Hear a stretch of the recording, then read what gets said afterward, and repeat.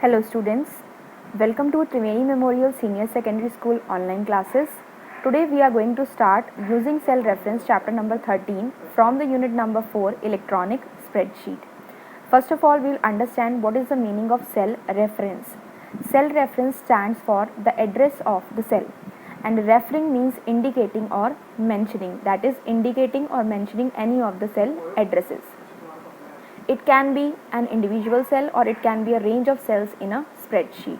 So how they are referred? This is the way the different cells are referred.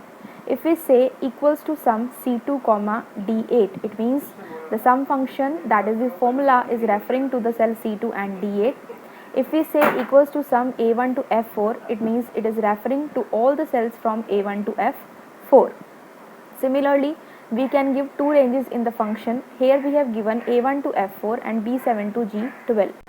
So it will cover all the cells from A1 to F4 and B7 to G12.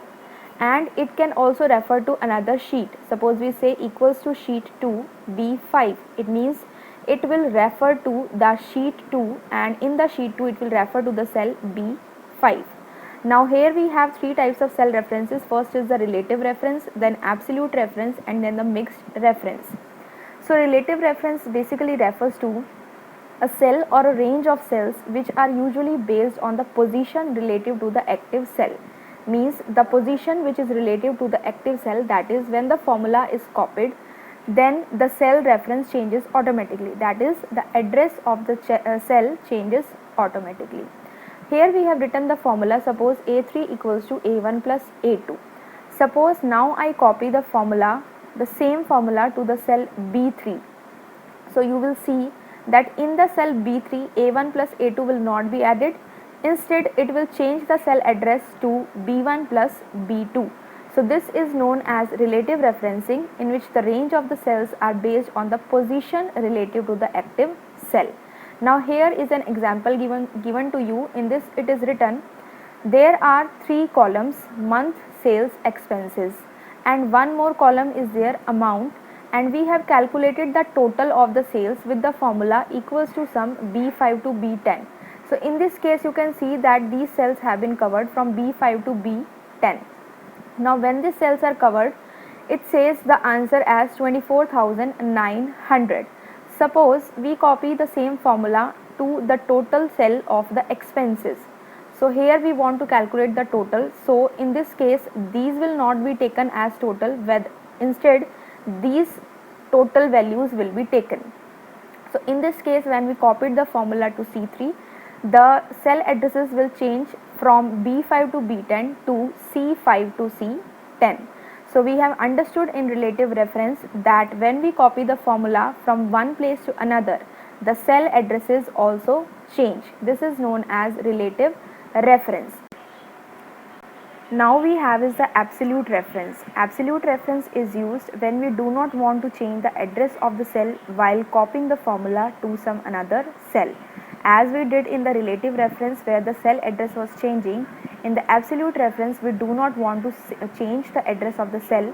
We want it to remain fixed. For this purpose we put a $sign before the column and the row number. Suppose we write a formula equals to $A $1 plus $A $2. So this is an example of absolute reference. Now we will see this example. Here we have the sales column, expenses column, and the incentive amount column. And in the cell D1 we have taken the incentive percentage as 10%, and we want to calculate the 10% on each month sales, which will be our incentive amount. So we can see here that the sales of each month is changing, whereas the incentive percentage, that is 10%, will be same. So in this case we have to keep the cell D1 as constant, fixed, and we have to keep the cell addresses of the sales column as relative one. So we'll use the formula here.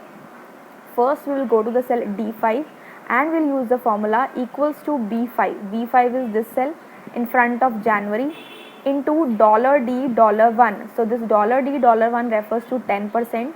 So it will multiply 1000 into 10%, which will give us the answer as 100. Then when it moves to the next cell, B5 will become B6, but $D $1, this cell is fixed. So it will be B6 into $D $1 means 2000 into 10%, which will give us the answer as 200 and so on. So we have seen here that we have fixed a particular cell, that is the row and column of that particular cell, and this is known as the absolute referencing. Next we have is the mixed reference, which is the last type of reference. It is a combination of the relative and the absolute reference. In this type of reference, either the row or the column has to remain fixed. Like here we have written $A1 plus $2. So here in the first one you can see that the column A is fixed, and the second one you can see that the row number 2 is fixed. So this is an example of mixed reference. Now here one figure is given to us in which incentive percentage is again 10% and charity amount is 50, and we have typed here in the cell D2 50, that is the charity amount. Now we will go to the cell E5 to calculate the actual expenses, and we are calculating the actual expenses by subtracting the expenses and charity, means expenses minus charity will be our actual expenses. So what we have done here is $C5. So $C5 means this 200, where the column C is fixed but the row can change. C6, C7 can be done, but C will be same in all the cell addresses. And we have done minus $2. It means $2 means the column can change, but this second row, that is the 50 value, will be fixed. Now when we apply this formula, so what it will do is 200 minus 50, it will give us 150. Then it will say 100 minus 50, it will give us as 50, and so on. So in the first cell, the cell addresses $C5 minus $2. Then in the next cell, that is E6, the answer will be, or you can say the formula will be $C6 minus $2. Then again in the next cell it will be $C7 minus $2. So every time we press the enter key, we'll see the changes in the value, and we'll get to learn that this is an example of mixed reference. Now we have completed this session with all the types of referencing. We have learned 3 types of referencing: relative reference, absolute reference, and mixed reference. Let us move on to the question answers now. The first question is, what do you understand by cell referencing? So in this question you have to write down that cell referencing refers to the address of the cell. It can be an individual cell or it can be a range of cells. So referring basically refers to indicating or mentioning. The next question is, define the cell references with an example. It is asking for the 3 types of references, that is your absolute reference, relative reference, and mixed reference. So in this case you need to write that when the formula is copied in case of absolute reference, the cell address will not change, and here we put a $sign in front of the cell address, that is in front of the row and the column. Whereas in case of the relative reference, when the formula is copied, the cell address also gets changed automatically. And the third is mixed reference, which is a combination of the relative reference and the absolute reference, in which either the row or column is made fixed, that is constant. Now the third question is, differentiate between the absolute and relative cell referencing. So the main difference between the both of them is that $sign is not used in the relative cell referencing, whereas it is used in the absolute cell referencing. Also, the formula when copied changes in the relative cell referencing, but it is not the case in the absolute cell referencing. With this, the question answers of this session are also complete. Now we will move on to the practical part of this chapter. So first we have is a relative reference. Here we have 2 columns, namely sales and expenses. So first we need to calculate the total from the cell B3 to B7. So here we will just put the formula equals to sum, start the parenthesis, select the range for which you want to calculate the sum, that is from B3 to B7, close the parenthesis and press the enter key. Now you can see here the sum has come 15,000, and the formula reflected in the formula bar is equals to sum B3 to B7. Now suppose I want to make the total of the cell C3 to C7. So either we can do it from here, or what we can do is we can copy the formula from here to here. So let us copy the formula. Right click and choose the option copy. Then go to the particular cell in which you want the sum again. Again right click and choose the option paste.